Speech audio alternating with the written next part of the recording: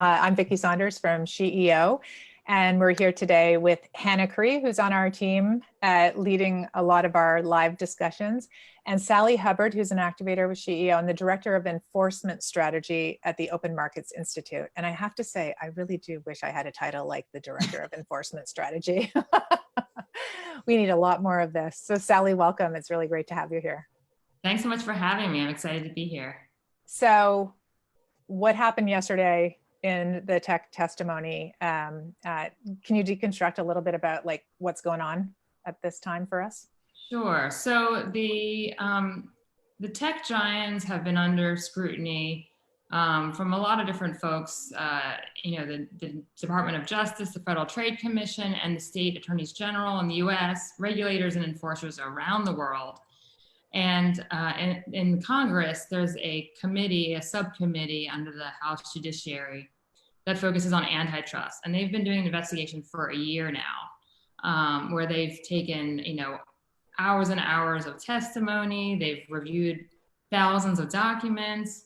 And I actually testified for them back over a year ago in their very first hearing. And this was kind of like the last hearing of their investigation, where they brought together the CEOs of Facebook, Google, Amazon, and Apple to be accountable to the democracy and to air their responses to a lot of the investigative work that the committee had been doing. And so what was really special about this hearing is that these lawmakers were highly knowledgeable. They're building off of a year-long investigation where they had seen the internal documents of these companies. They'd seen Mark Zuckerberg's emails, for example. Right. And so then they could come forward with these questions that were just so powerful and strong. And the questions themselves revealed this damning evidence that the public hadn't yet seen, even though we'd all kind of seen, what's been going on from the outside, and there's been some good reporting. This was really like a look under the hood. And what also was really special about it was that, the law enforcers really came across so forceful and powerful, whereas the past tech hearings, were left kind of with the impression that it was the tech companies kind of running the show. So it was a refreshing and very impressive performance. I'm really, really proud of the people who worked on the preparing for the hearing. Okay, cool. So can you just take us up to 30,000 feet for a moment and give us talk about antitrust in a way that someone who doesn't know what those words mean? Sure, yeah. I actually have a book coming out, but not until October, unfortunately, that does exactly this, that's supposed to make antitrust accessible for the regular person. Unfortunately, in recent years or recent decades, it's become kind of the exclusive domain of lawyers and economists, most of who work for big corporations. And so it's actually supposed to be a tool for the people to combat concentrated economic and political power. Our antitrust laws in America go back to 1890. That was the first federal law, and even the state laws come before that. So anyway, my book, it's called Monopolies Suck, by the way. So that's it's supposed to be accessible. So what I explain is that, we have a couple different major antitrust laws. The Sherman Act is the major federal law that was passed back in 1890. And that was by Senator Sherman, who said, if we will not be ruled by kings, because this is right after, breaking away from the UK. Yeah. We will not be ruled by kings. Why will we should not be ruled by kings of commerce, right? And that economic liberty is essential to democracy.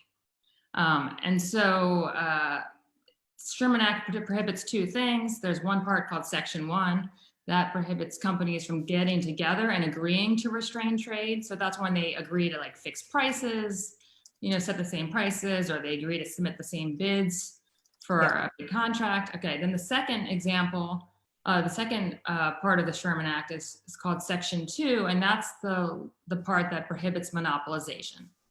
Basically, it just says it's illegal to try to monopolize. So actually being a monopoly on its own is not illegal. What's illegal is monopolizing. What that includes is having both monopoly power and using that monopoly power to basically kick out competitors instead of competing on the merits to be the best, right? So what we want our companies to compete based on offering the best products and services. We want the company that offers the best products and services to win. We want the new entrepreneur that comes out with the best innovation to be rewarded for their hard work. But the current state of affairs is that these tech giants have locked down so many markets and become gatekeepers that it's becoming harder and harder for entrepreneurs and businesses of all sizes, even large businesses, to compete fairly. Yeah. Yeah. So, I mean, and this is just like this concept of like owning the rails. We're getting a bit geeky maybe for people who haven't been following this so deeply. I'm like super interested in all of this stuff. But could you give us like a really basic example of what the problem of Amazon is, or what the problem of Facebook is in terms of monopoly power?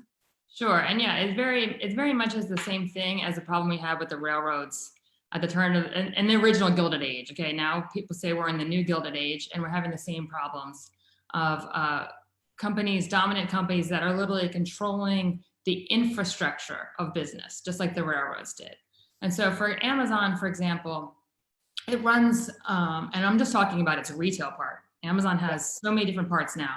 It's cloud services, it's smart home, so many different things. But just talking about Amazon retail, it runs the marketplace and it also competes on the marketplace.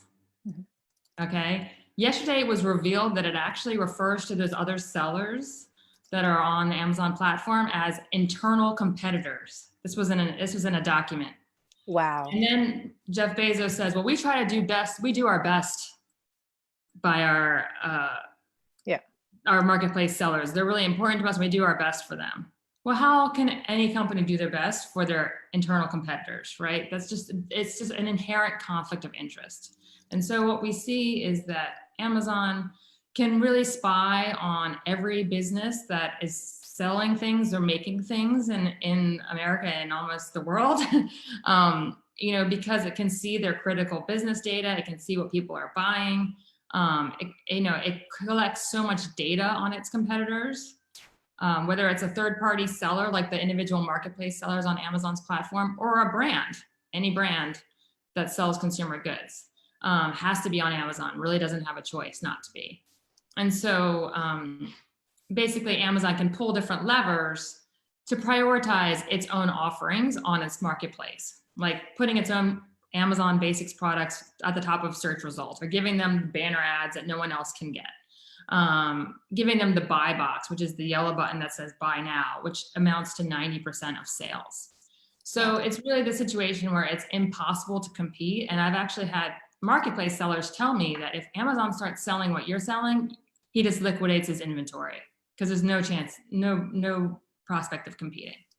So that's an example of how Amazon uses its control of the infrastructure to distort competition.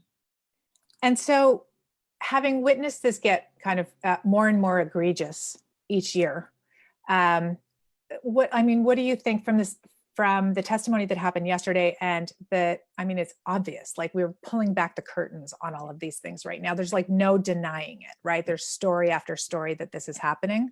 What is government to do right now? Yeah, so this has all been happening for a very long time. It's been happening for about at least a decade. I actually started writing about it on a full-time basis almost 5 years ago now. Europe, has brought cases about a decade ago. Yeah. So these things have been happening for a very long time. Thankfully, we have investigations in the works right now in the US. We have, like I said, 51 state attorneys general and territories are currently investigating Google, and that's been going on for almost, I would say, the better part of a year.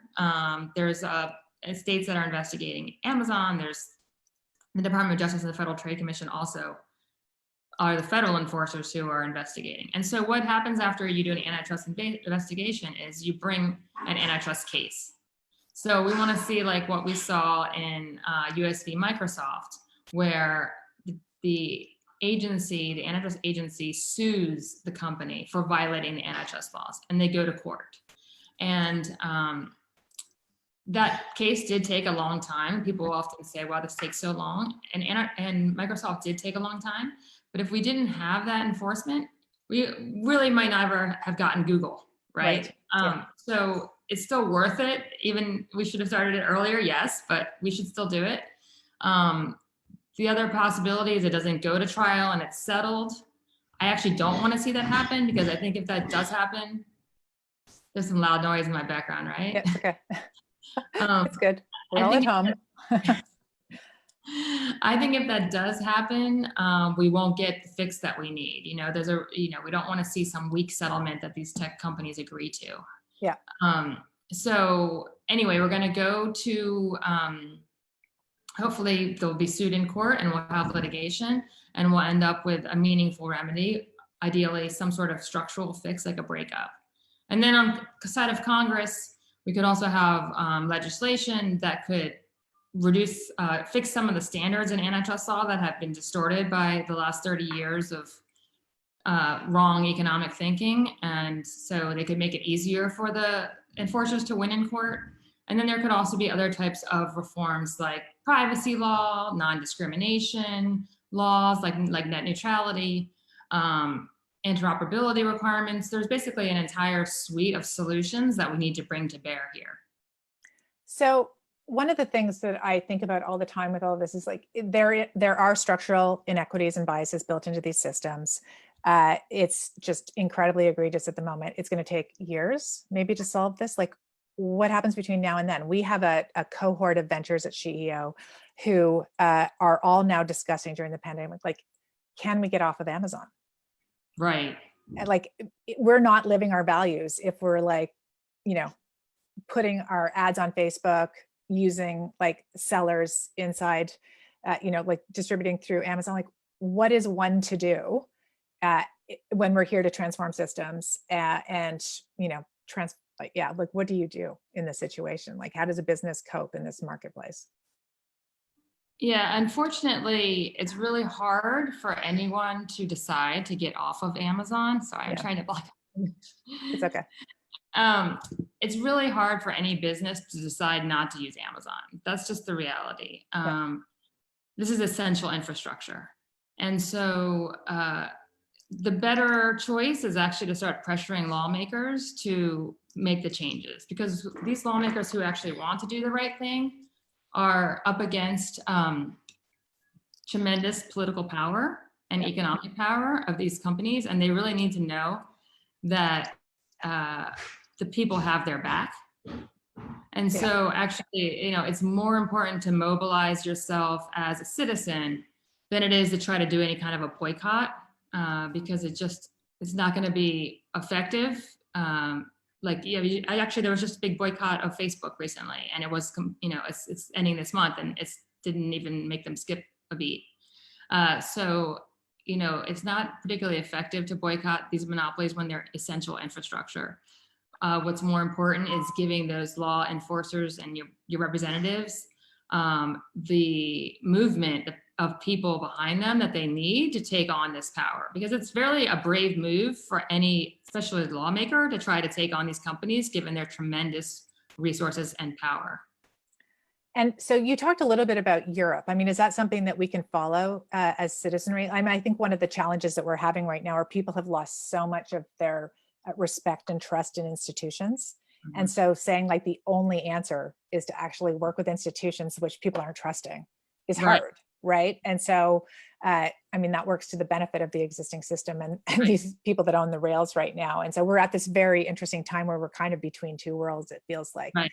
And I've been following Marguerite Vestager for quite some time, and she seems to be kind of leading globally around this. Big smile on your face. Go, Marguerite.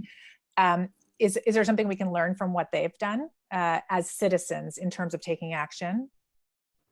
Yeah, it's interesting because I actually don't think there's been a ton of citizen action in Europe. I think it's been strong leadership from Vestager and others.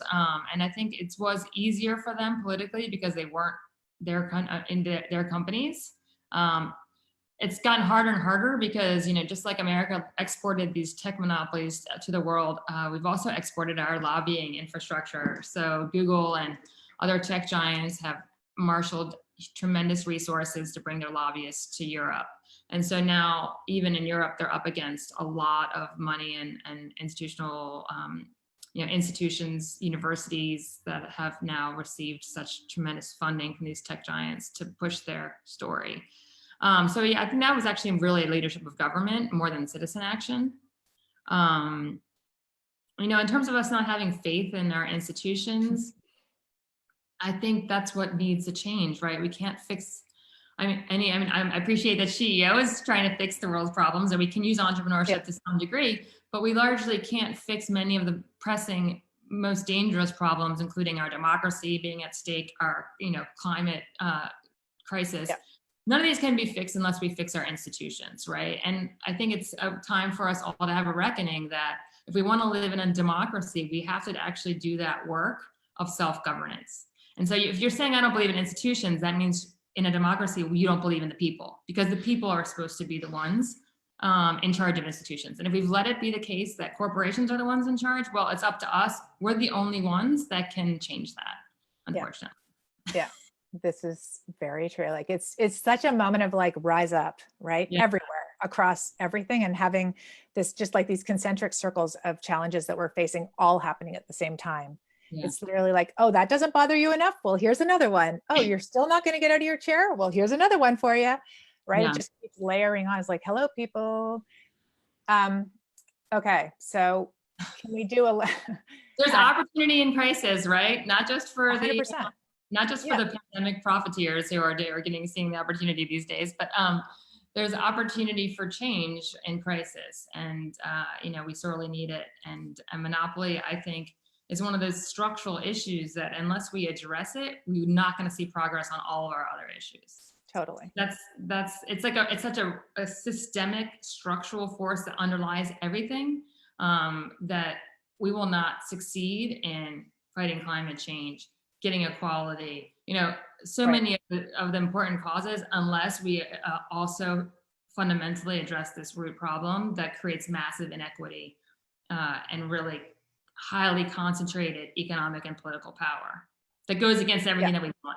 Completely, right. And so knowing what we know at this moment in time, can you play out a couple of scenarios of like where this goes? Because in many ways, I see this as like, in the last 20 years, the pendulum has swung so far to this like winner takes all, like literally all VCs are saying, go win the market, become this monopoly, do exactly, like become the Amazon, become the Facebook.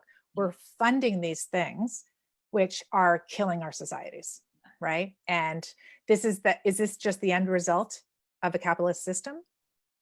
Well, the thing that's frustrating, it's funny because even yesterday in the hearing, when I noticed a lot of responses to things that I was tweeting out, or people saying, well, that's just capitalism. But capitalism actually depends on competitive markets. All right, competitive markets is actually a critical part of capitalism to function. And so if you don't ever have the regulatory interventions that are needed to ensure that markets are competitive, you don't get capitalism. You get basically what we have now. It's like oligarchy. Yeah. Right? Yeah. It's not capitalism. And so you need to have those interventions. And I think actually what's going to happen, it's just completely unsustainable in so many ways. But for these VCs, when they want a company to go be the next Facebook or Amazon, well, guess what? It's not possible anymore. Yeah. It's not happening. These companies have controlled their markets most of them are 20 years old.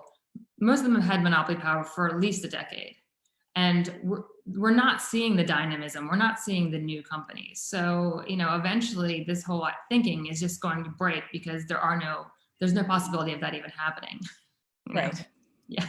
Which is kind of crazy, right? So then you hear this flip culture being the thing, which is get something off the ground that fits strategically into what one of them are doing in order to flip your company quickly. So it's a shorter runway of like, get some traction. Yeah, it's really unfortunate. There was a great paper that came out of Stanford talking about how the whole now startup model about everything going to acquisition instead of IPO is pathological, was the word they used.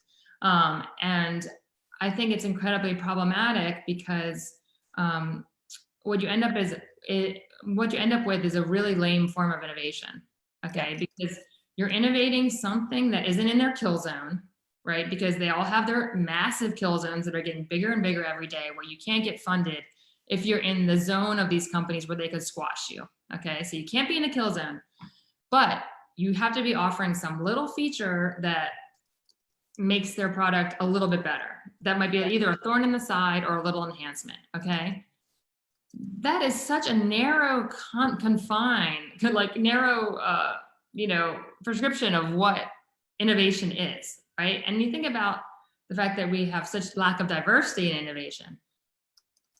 That means you have to innovate in a way that conforms to the worldview of basically 4 dudes, right? 3 of who are white dudes. Okay, like your innovation needs to conform to their worldview that they want to buy what you're offering, and it needs to just be an add-on to Facebook or Google or Amazon. So if it's an innovation that serves women or people of color or another group that's not at the very top of these basically white male ran companies, your innovation is never going to get off the ground, right? Yeah. Really places like SheEO to help with that. But yeah, I mean, it's really devastating for innovation, which of course is devastating for consumers. And then also, we don't have the innovations that are solving problems. I mean, a lot of people lament that some of the smartest minds are really working on serving ads. Facebook and Google are advertising companies. That's what they are. Yeah. Right? Yeah, totally. And the brightest minds are going to advertising, and it's really a waste. A waste. Total waste of this leadership, right? It's like at this moment in time, and I do a lot of talks with younger people, like emerging leaders, and they're just wanting to go out there and make critical change and, look at the challenges we're facing and dig in. And then, what's on the cover of the magazine every day? This is success, this kind of thing taking over everything. So, okay. So what does the future look like? And they can't get funded, right? Totally. Yeah, absolutely. So a year from now, where are we? Well, I'm hoping that we'll have some strong cases brought so that litigation will be ongoing by hopefully the state AGs. And the thing about litigation and antitrust, the cases take a long time, but they can have immediate disciplining effects on how these companies behave when they know they're being watched. Forever, they knew they were completely not being watched and not accountable. So just the fact that they now know that they are being watched, we can see changes in the way that they conduct themselves. So I think, the antitrust litigation is going to be a huge part. I also think really strong privacy regulation could have a huge impact on competition, because really the source of these companies' dominance, particularly Facebook and Google, is their surveillance, which allows them to dominate advertising. Yeah, so I think strong privacy regulation, neutrality rules like we have in net neutrality governing the platforms. I think it's going to a lot depend on what happens in the November election in the US in terms of who's in charge. If we have Democrats win majority of both houses, I think we'll have a much greater possibility of passing some meaningful reforms in the short term. Great. Well, I am so excited about Monopolies Suck coming to market. We will talk to you again when that's happening. Is there a hashtag for the time we're in? A call to action for people? Oh, geez. Well, the hashtag we were using yesterday was Big Tech Barons. Okay. I like it. Yeah. Okay. And on the way to becoming. Yeah. I don't know. Just regular business people instead of kings. How about that? Yeah, there you go. Perfect. All right. Well, thank you so much for joining us today. It's awesome to talk to you. Thanks for having me. Thanks for your leadership. All right. Thank you. Okay. Ciao.